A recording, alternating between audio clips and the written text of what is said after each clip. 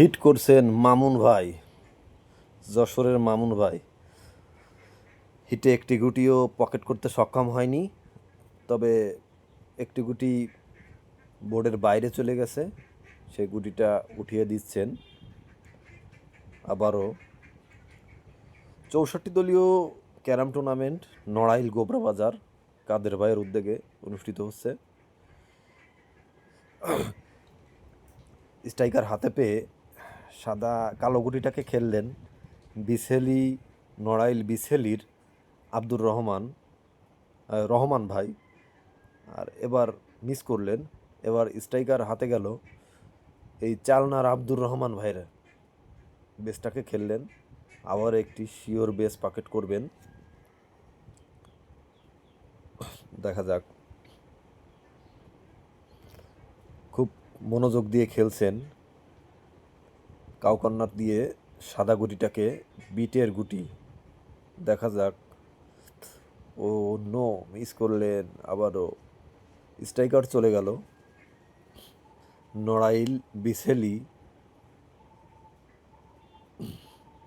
বিছেলির Simon ভাইয়ের হাতে।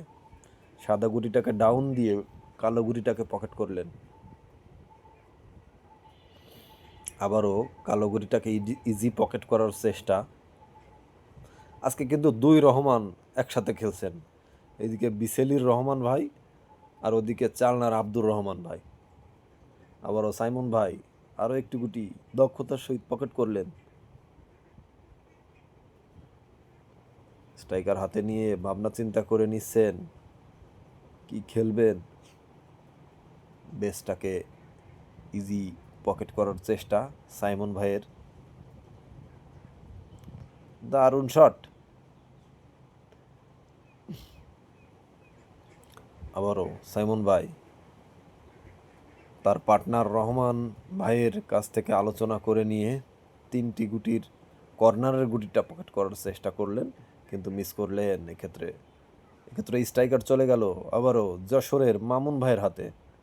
মামুন ভাই খুব দক্ষ খেলোয়াড়, এই মামুন ভাই পুরাতন খেলোয়াড়, রহমান ভাইয়ের পুরাতন জুটি।